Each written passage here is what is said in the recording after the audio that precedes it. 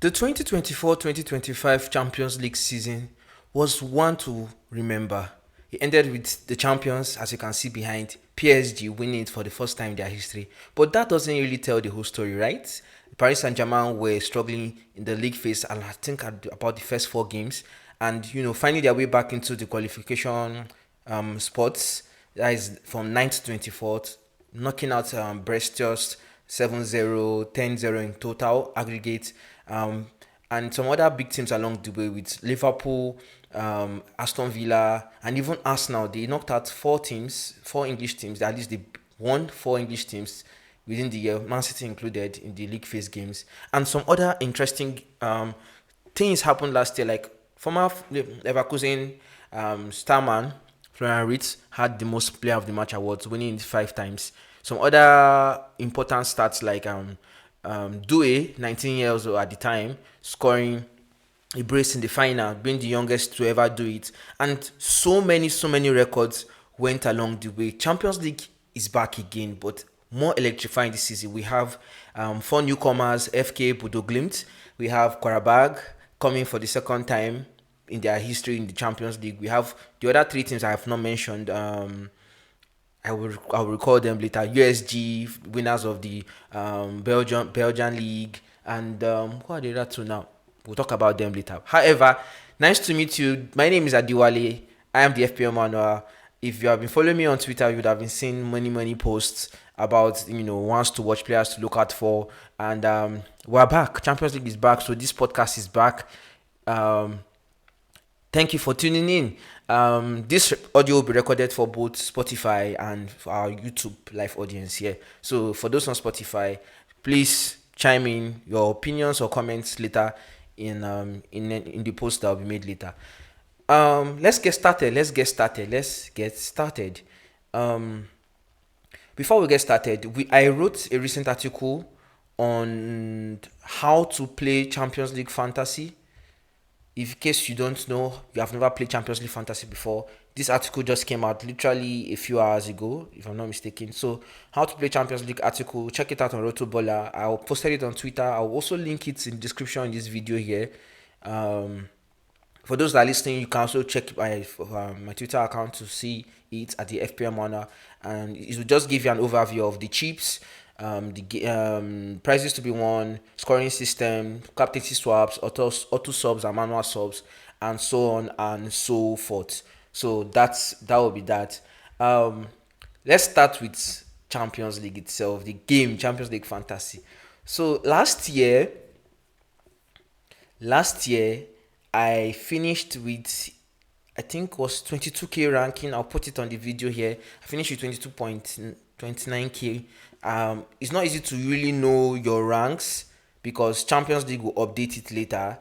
They don't put it like Premier League or previous ranks, but I've been playing this game for about 7 years now, since 2018-2019 season. I've been playing this Champions League Fantasy for 7 years now, so I can technically call myself a veteran, even though I've not won it before. But if I were to start boasting about ranks, even though that is not like my major emphasis, I think my best rank would have been the previous year. That is 2023-2024. I think I got I'm not sure, 3,009 something. I don't pay attention to ranks most times. I'm always invested in the Champions League games itself. But someone that definitely paid attention to ranks was last year's champion, Joachim Roth, who got 1,463 points, if I'm not mistaken. Yes, and won the Champions League fantasy game. And we wish him congrats. Out of 1.7 million players, he was the one that finished top and won the award, getting a ticket to this year's final that will be played at Budapest in the Puskás Arena. So congrats, Joachim Roth. You are doing well. So, but before we speak too much on other things, I have a few talking points I want us to focus on for today's video. I have a few talking points I would love for us to focus on so that we'll stay on track within a limited time. So this is my talking points for this video. Prices. We talk about the prices. Who has the best prices? Who has the worst prices? You know, newly classified players. Same thing, the same category. Who has the best? Who is the best player to look out for in certain positions?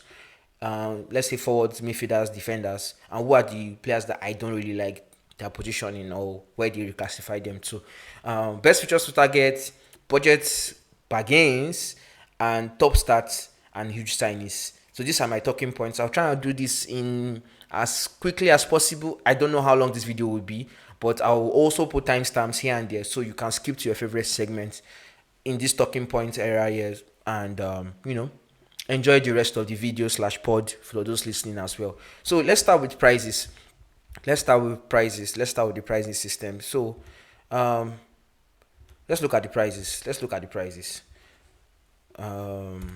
Prices. Who has the best price this year? So from my point of view, a lot was done to the prices this year. There's no player price at 11 million compared to prior years. I think since 2018, 2019, I started playing this game. There's always like a Messi or Ronaldo or someone priced at 11 million.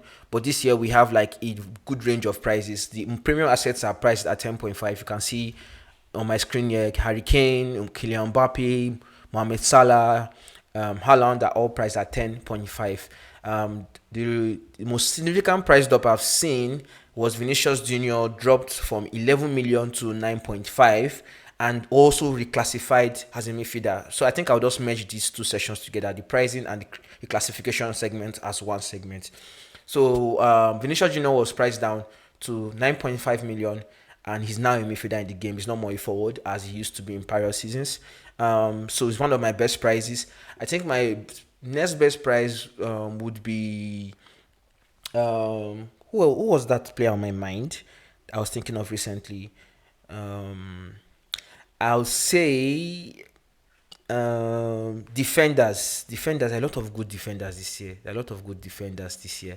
I'll say my best prize among defenders, it will go to Man City.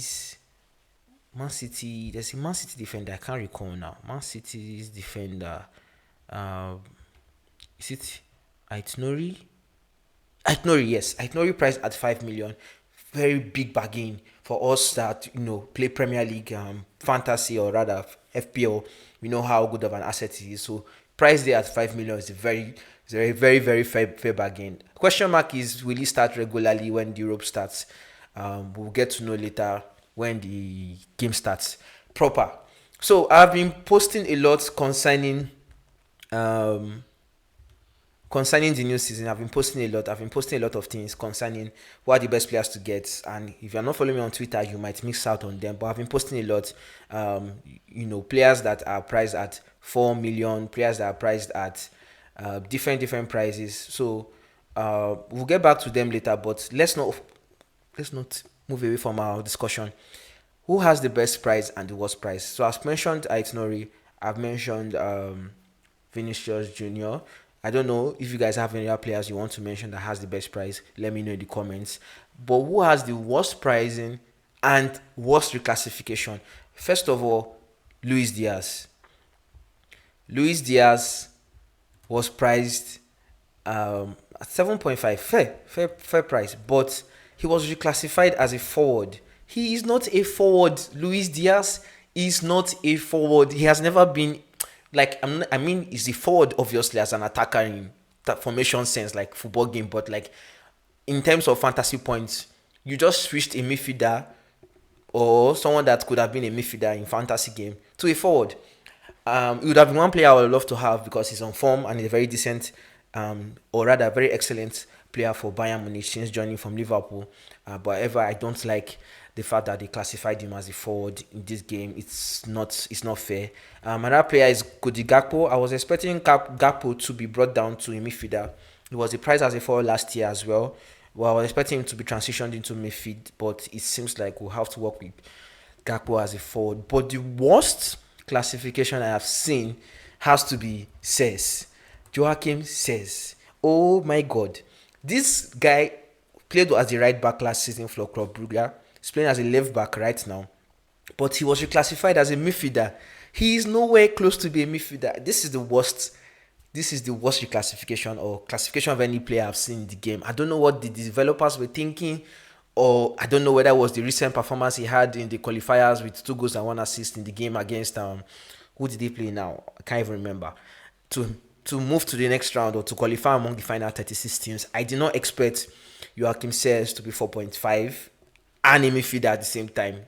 4.5 would have been awesome if it was a defender, but as a midfielder, no, I hate it. This is irritating. But talking about best prizes, I forgot to even mention one player that has been on my list. The goalkeepers. We have Lucas Chevalier coming in as the number 1 keeper for PSG.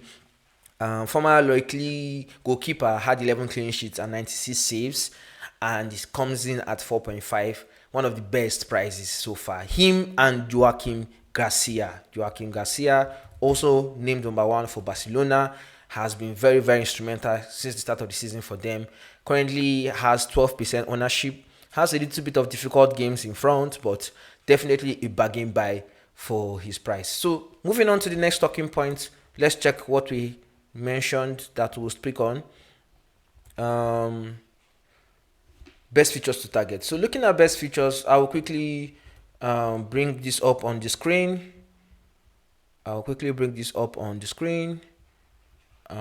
Give me a minute.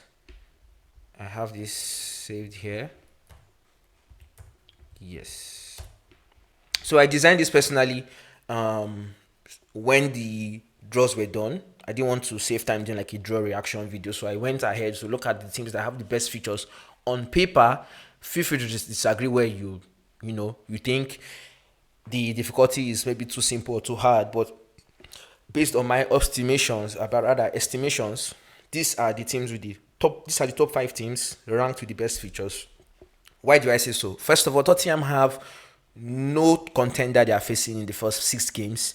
And who are the contenders for if you ask me? The contenders are Paris Saint-Germain, Barcelona, Man City, Liverpool, Real Madrid, obviously, and let me put Inter Milan there to represent Italy. So we have those contenders there, and Tottenham face none of that. They have Villarreal first game at home.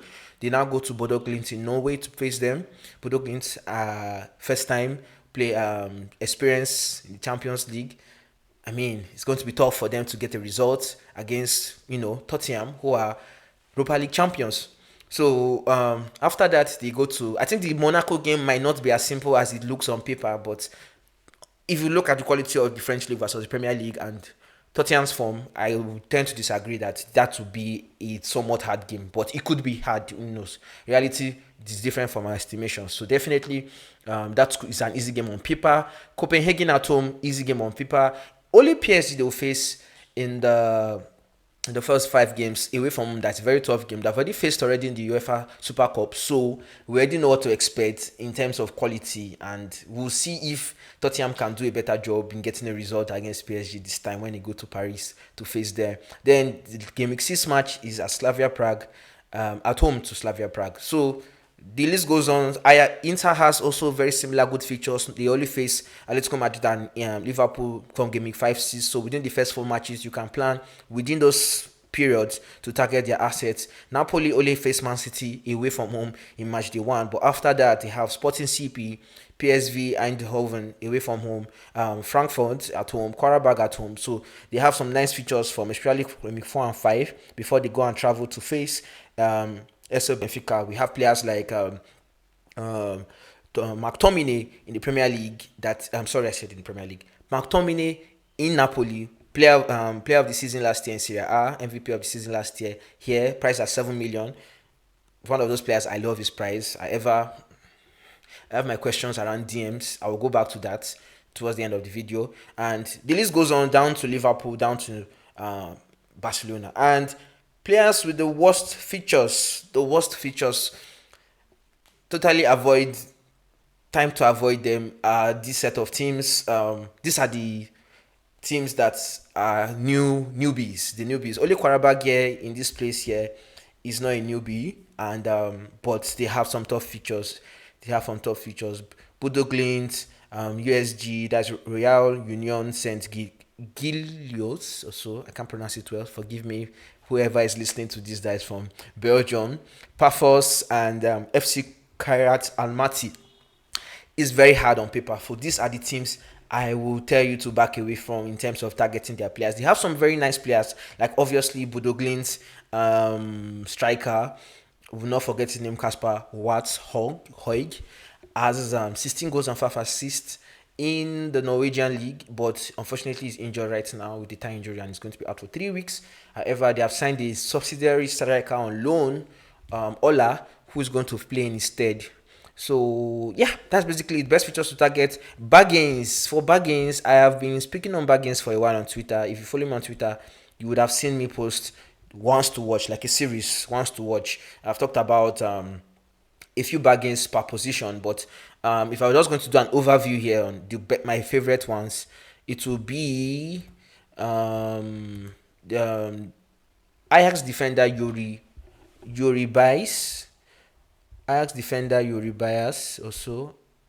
Yoribas, I can't pronounce his name properly, but Ajax defender Yoribas. We have Chevalier. I've already mentioned Chevalier, who is also a very excellent defender. Goalkeeper rather in goal. We have Yoribas, 13 clean sheets in 23 appearances last season, completing 111 recoveries. That's 4.8 recoveries per match. He doesn't have the best set of features for the first 3-4 games, but he's a starting defender. He's going to give you 90 minutes every match, and he has recoveries. Some may disagree that it's not worth investing in Ajax due to the fact that they lost their previous manager that put them on the form. But I'm not looking at management and all of that. I'm looking at the player themselves, how they can give me points in terms of recoveries, in terms of set pieces. Like this defender has already scored a goal already in the first 4 games, so it's going to be very important for Ajax. We'll find a way to fit him in when the features get better. But one of my favorite budget bargains. Among budget bargains, I have like a list I've written down for budget bargains. Please bear with me as I quickly skim through. Yes, I have a list of written down for budget bargains. So in goal, best budget bargains, we have Alex Meret, Napoli, priced at 4 million. We have Jarius from Ajax, priced at also 4 million. He has been starting regularly over the first team keeper recently. He's played the last 4 matches, so he's most likely going to get the nod going forward. We have Timirian Anabekov from Kairat Almaty, very instrumental in the qualifiers, helping them to stay on track during the penalty shootout against Celtic. Very solid keeper. However, it's Kairat. We don't know when to select him except maybe game week 3 when they face the other newbies, Paphos. We have Copenhagen's Dominic Kostarski, who is also a 4M goalkeeper, starting regularly. Shepen from Union SG, also regular starter, recently starting over Cambrase, who was the former number 1 also, but is right now. Cambrase have started the last 3 matches as a goalkeeper, and we'll get to see him doing more in the Champions League if he gets that nod. Trafford was one of my favorite keepers, but I will remove him from this list because Man City have signed Donnarumma who is 6 million in the game, and it's definitely going to be number 1. Former PSG goalkeeper that won the Champions League with the Parisians is in Man City. Let's see how he does for them. Other bargains, Rodinei from Olympiacos, playing out of position recently as a right winger. He recently featured as a right back recently because Coutinho was not available for Olympiacos, but he's going to be playing more as a right winger. 33-year-old Brazilian is an important player to look out for. We have Santiago Mourinho from Villarreal. There's also Cardona, but Cardona might have some issues because they have a new signing in Renato Viega, who is also a left back that could compete with him. So I prefer Santiago Mourinho over Cardona. Other midfielders are Magnais Aklioche. I can't pronounce it, but please forgive me, Monaco fans watching this. Very instrumental player. I think has about 1 goal and 3 assists or so He has returned in every match so far for AS Monaco. Very instrumental player.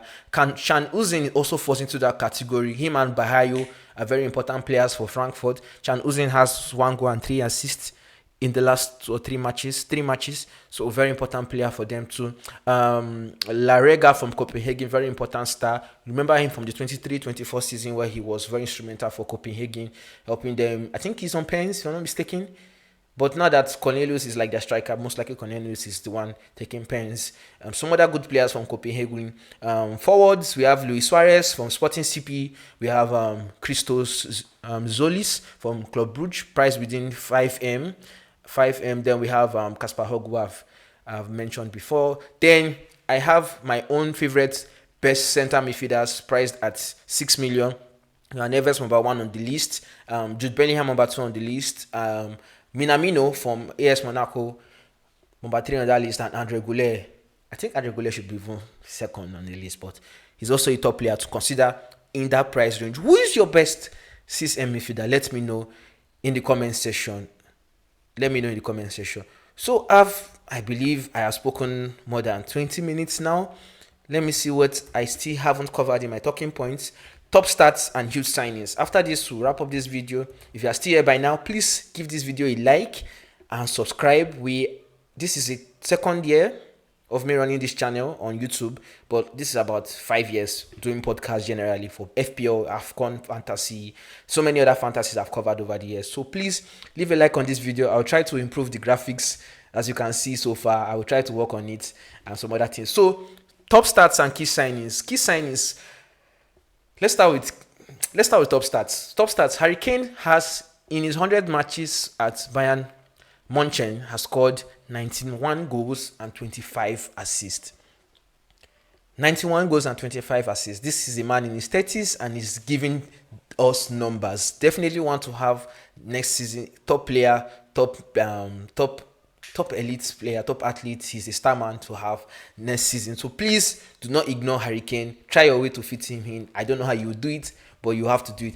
Another player to consider in terms of top stats is Erling Haaland. Erling Haaland has also done the necessary. He has scored 88 goals in 100 matches for Man City, and also another important player to consider. 100 goals, 88 goals in 100 Premier League appearances. Premier League appearances in the Premier League. So that is some top stats. Key signings. We had some important signings. We had some crazy signings that went on this window. I don't even know where to start from there. But obvious name to start with is Liverpool's star man that they have been gunning for, Isak. Isak is a Liverpool player priced at 9 million in the game. He's here to cook. He's here to score. He's here to, give Liverpool their best season so far. Liverpool have also signed other players like Florian Wirtz, who is also another signing that we'll look forward to having. This guy was instrumental in the Champions League. So far in the Premier League, he has been getting stick for his performances because, no goal or any assist. The first 3 matches is concerning. Everyone is confused, thinking that it's a waste of funds, but there's a long season ahead. Let's see if Florian Wirtz can renew hope in Liverpool fans and probably bring back his Champions League performance in Leverkusen's 2024-25 season and give us his very best. We're bringing this show to an end now. Remember once more to check out our latest article. Remember, I'm your favorite go-to guy. Those words are not my words. Those are the words of one of my followers, FPL Hazard 10, who said that you are the absolute go-to man for Champions League Fantasy. So please follow me on Twitter, follow me on X. I forgot to even mention as well that recently the champion I mentioned before reached out to me. That is Joachim Roth. He reached out to me saying that he didn't know I do fantasy football content like this, so he will not mind featuring on this pod. So let's see if we can work out something and bring him in as a guest. I've not had a guest on this show before because I'm always excited recording myself for 20 plus minutes yapping about Champions League and who are the best players to have. So let's see if we can bring him on the show and have a good time together discussing how he did it to win the Champions League season. He has posted a thread from last May, showing us his strategy, or last June, showing us his strategy, how he did it, how he planned towards certain players, times he used this chip. But anyways, don't forget to also read out our latest article on Rotoballer on how to play Champions League Fantasy, the rules and regulation. If this is your first time, this is very important for you to understand. I have tried as my best to write this in a very simplistic manner, removing any ambiguous information you don't need to know, making it very simple for you to understand the time zones of when the deadlines are starting. And I've also done much more details on Twitter. So please check this article out. It's for your own good. Please leave a like. It helps push this video to the necessary audience, football fans that love seeing Champions League Fantasy. Please leave a like.